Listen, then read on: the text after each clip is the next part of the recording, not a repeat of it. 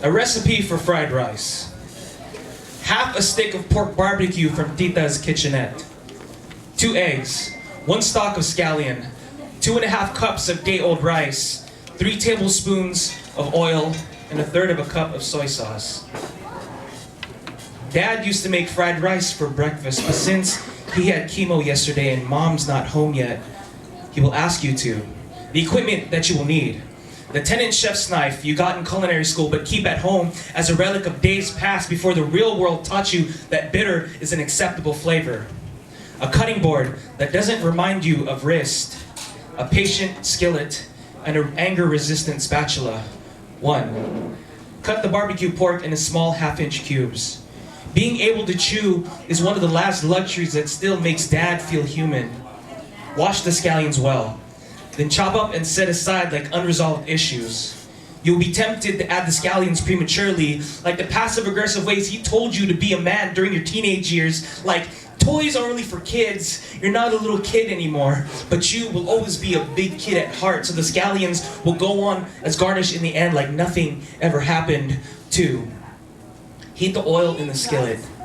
And when the oil shimmers the way your eyes did the first time hearing your father has cancer, slowly add the chopped barbecue pork into the skillet to avoid splashing. Cook until crispy. And if the oil starts smoking the way you lit up for the first time in 2 years, take a step back, breathe, and turn down the heat before adding in the pork. 3. Crack the eggs into the skillet and scramble. Scramble.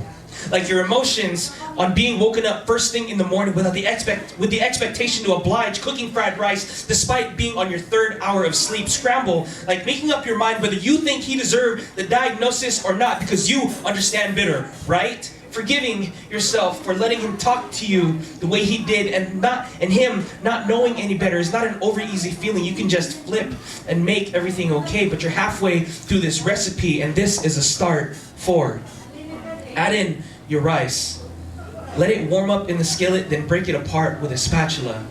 The way he'd break you apart with his belt when your trouble-making self used to warm up his anger and how he'd blame you for pissing him off instead of learning how to control his own anger. Make sure that every grain mixed in stays in the mass of rice because those that stray away from the rest become hard and callous, just like you who often forgets the unconditional of family.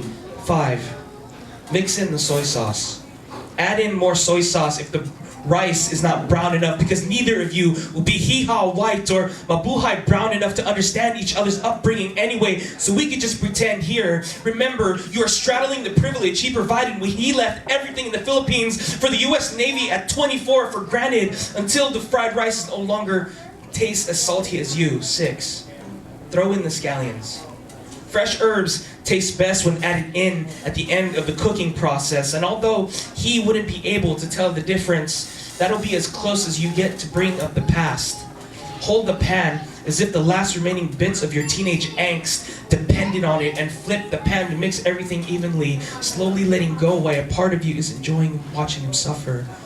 You will remember that before he was Dad, he's still a human that needs to be taken care of, and by now, he is more hungry. Do not get used to this. Do not get used to counting his days based on how many grains of rice are in the pan because he will cook fried rice again. 7. Scoop onto a plate resentment, suffocating on the first scent of freshly cooked fried rice, and serve the way "I'm sorry, I love you" could never say.